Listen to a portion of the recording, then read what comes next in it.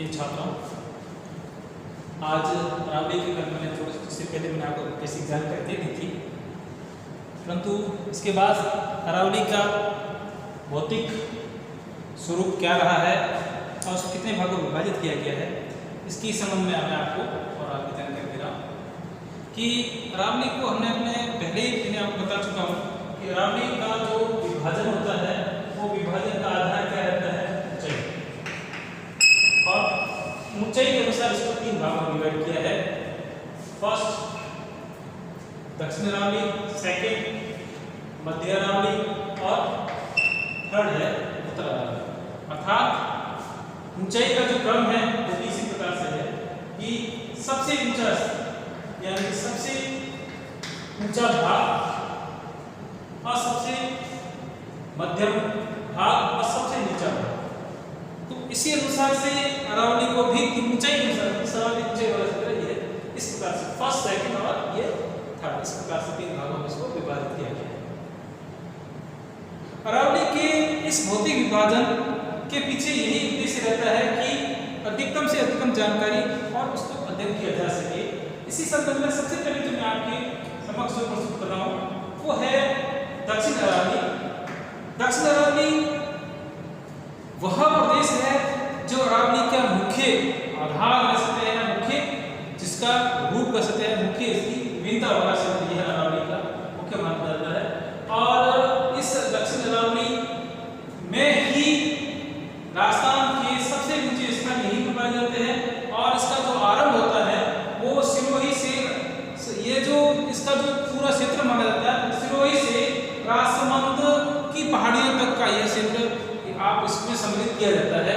और लगभग इसकी ऊंचाई जो मानी जाती है वो 1200 मीटर तक इसकी ऊंचाई मानी जाती है। और सर्वाधिक यदि जिलों का अनुसार देखा जाए तो इसमें इस प्रदेश में जो जिले पाए जाते हैं वो कुल 13 जिलों में से अधिकतम जो जिले हैं जैसे आपकी सिरोही है, पाली है, उदयपुर है, डूंगरपुर है, बांसवाड़ा है, ठीक, राजसमंद है, ये सभी जिले हैं वो इसी दक्षिण अरावली में ही पाए जाते हैं। और यदि क्षेत्रफल की दृष्टि से अरावली का विस्तार वाला सबसे बड़ा यदि जिला माना जाए तो भी यदि जय जिला माना है वो भी आपके उदयपुर जिले में ही स्थित है।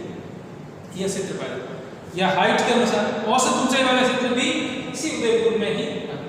अब इस अरावली की दक्षिण अरावली की चोटियों या इसका दो भाग, उसको भी दो भागों में विभाजित करते हैं।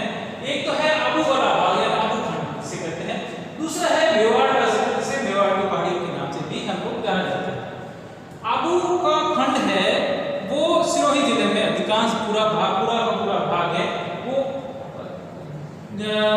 हाईएस्ट जो अधिकतम ऊंचाई वाला क्षेत्र भी ये कह सकते हैं और अधिकतम पहाड़ी तीव्र ढाल वाला, यानी यहाँ पर जो भी पहाड़ी क्षेत्र है वो जिसका तीव्र ढाल है और इसी तीव्र ढाल वाले भागों को स्थानीय रूप से इसे भागर के नाम से भी इसे जाना जाता है।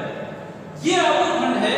इस आबू खंड में राजस्थान के सबसे ऊंचे क्षेत्र, चाहे ऊंची पठार कहें, ऊंची झील कहें या ऊंचा शहर कहें, ये सभी इसी आबू खंड क्षेत्र में पाए जाते हैं। और इसका जो विस्तार मैंने आपको पहले बता दिया ये सिरोही जिले में इसमें पाया जाता है। इस भौतिक प्रदेश में या इस आबू खंड में जो मुख्य रूप से भौतिक स्वरूप है वो है एक पहाड़ियां या उच्च पर्वतीय क्षेत्र या मुख्य पर्वतीय चोटियां। उन मुख्य पर्वतीय चोटियों में है सबसे ऊंची, राजस्थान की सबसे ऊंची चोटी है गुरु शिखर। गुरु शिखर के बाद सेर, भिलवाड़ा और ऋषिकेश, ये चारों की चारों चोटियां सिरोही जिले में ही है। और यदि इनकी हाइट का कोड देखा जाए तो गुरु शिखर 1727, सेर 1557, भिलवाड़ा 1442 और ऋषिकेश 1017, ये चारों चोटियां इसमें है सिरोही जिले में पाई जाती है और यह राजस्थान के सबसे ऊंचे वाले क्षेत्रों में से माना जाता है। ठीक इसी प्रकार यहाँ पर राजस्थान का सबसे ऊंचा पठार पाया जाता है जिसे कहा जाता है उड़िया का पठार। उड़िया का पठार इसी आबू पर्वत पर है जहाँ पर वर्तमान समय में माउंट आबू शहर बसा हुआ है। वो कहाँ पर है? इस उड़िया के पठार, उड़िया जहाँ पर यह क्षेत्र फैला उसी क्षेत्र को उड़िया का पठार के नाम से शहर में एक नक्की झील पाई जाती है, उसे कहते हैं नक्की झील, या एक झील है जिसका नाम है नक्की झील। इस नक्की झील का जो ये भौतिक रूप से देखा जाता है यह एक क्रेटर झील यानी कि ज्वालामुखी के मुख से बनी हुई झील है जिसके विकर्ण से, परंतु बाद में इसे ऐतिहासिक रूप से यह पता चलता है कि नाखूनों से खोदकर बनाई गई झील है और गुरु शिखर यानी कि गुरुओं को शिखर के नाम से भी इसको क्षेत्र को जाना जाता है। तो इस आबू खंड का जो यदि भौतिक रूप से और पर्यावरणीय दृश्य से देखा जाए तो अधिकतम आदिवासियों कुछ आदिवासी यहाँ पर भी निवास करते हैं और साथ ही कई सारे जैविक उद्यान भी यहीं पर इस क्षेत्र में भी पाए जाते हैं। इसके बाद जो दूसरा उद्यान आता है वो है मेवाड़ की पहाड़ियाँ। इसका इस दक्षिण अरावली का क्षेत्र है। मेवाड़ की पहाड़ियाँ विशेष रूप से खंडित टुकड़े टुकड़ों में विभाजित भाग है, जिसे मेवाड़ सामूहिक रूप से मेवाड़ यानी कि इस भाग को मेवाड़ के सांस्कृतिक रूप से मेवाड़ के प्रदेश के नाम से जाना जाता है और इसी कारण ये मेवाड़ की पहाड़ियों के नाम से भी इसे जाना गया है। यहाँ पर जो भौतिक स्वरूप है यह एक ऐसा स्वरूप है जहाँ पर अधिकतर पठारी और पहाड़ी क्षेत्र दोनों का मिश्रित स्वरूप है, क्योंकि अरावली एक अवशिष्ट पर्वतमाला है, यहाँ पर अधिकतम भाग कटा फटा है, तो कटे फटे होने के बाद पठारी क्षेत्र का यहाँ पर तो यहाँ पर 4-5 ऐसे मुख्य पठार पाए जाते हैं जिसका वर्णन करना आवश्यक है। सबसे पहले वो आता है भोराड़ का पठार, जो कि उदयपुर और राजसमंद में गोगुंदा से ऊपर तक फैला हुआ एक पठारी क्षेत्र है, जिस क्षेत्र को कहा जाता है भोराड़ का पठार। ठीक इसी प्रकार उपमार का पठार कहाँ पर है कि यह है बिजोरिया भीलवाड़ा से वैष्णव चित्तौड़गढ़, इन दोनों के बीच की जमीनी क्षेत्र को क्या नाम से जाता है? उपमार के पठार के नाम से जाना जाता है। ठीक इसी प्रकार घोमट उदयपुर डूंगरपुर और बांसवाड़ा के बीच का जो पठारी क्षेत्र है उसे हम बोलते हैं घोमट का पठारी क्षेत्र। और ठीक इसी प्रकार एक और आता है उदयपुर के शहर के पास में ही जो है वहाँ पठारी क्षेत्र पाया जाता है, उसी को लासड़िया का पठार। ये लासड़िया का पठार उदयपुर पर। एक और विशेष रूप से है, एक आता है मेसा का पठार। मेसा का पठार के बारे में आप सुना होगा, चित्तौड़ का जो दुर्ग बना हुआ है वो चित्तौड़ का दुर्ग इसी मेसा के पठार यानी चित्तौड़ की दुर्ग पहाड़ी से जहाँ जिस पहाड़ी में बना हुआ उस पहाड़ी का जो पठारी रूप है उसे हम मेसा के पठार के नाम से भी जाना जाता है। और ये महत्वपूर्ण पठारी क्षेत्र है जिसका मैंने आपके सामने वर्णन किया। ठीक इसी प्रकार यह इसमें पहाड़ी क्षेत्र में कुछ पर्वतीय या प्रमुख चोटियां भी पाई जाती है। कौन कौन चोटी है? जैसे जरगा उदयपुर में पाई जाती है, कुंभलगढ़ राजसमंद में पाई जाती है, कमलनाथ उदयपुर में पाई जाती है। ये कुछ चोटियां ऐसी है जो इस दक्षिण अरावली में मेवाड़ प्रदेश में मुख्य रूप से पाई जाती है।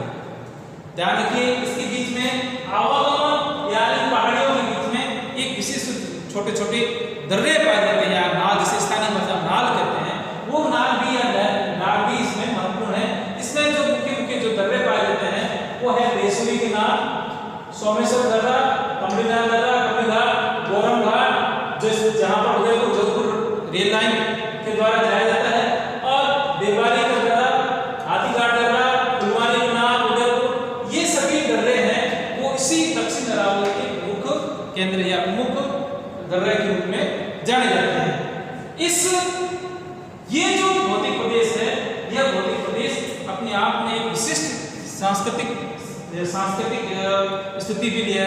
यहाँ पर आदिवासियों का प्रमुख क्षेत्र भी पाए जाते हैं। यहाँ पर कई सारे मुख्य रूप से जैसे बिजली आंदोलन हुआ या भीलों का आंदोलन हुआ या कई सारे आंदोलन हुए इसी क्षेत्र में। और यदि देखा जाए तो आदिवासियों का जो केंद्रीकरण है वो इसी दक्षिण अरावली क्षेत्र में ही अधिकांश रूप से पाया जाता है। जैसे भील, मीणा, सहरिया,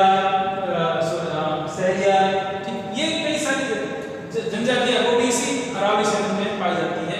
और यदि हम लोग इसका देखा जाए तो अधिकतम ऊंचाई भी कह सकते हैं या इसका स्वरूप भी कह सकते हैं, अधिकतम ऊंचाई के अलावा चौड़ाई भी कह सकते हैं, तो ये अपने आप में विशिष्ट योग्यता रखने वाला दक्षिण अरावली क्षेत्र है।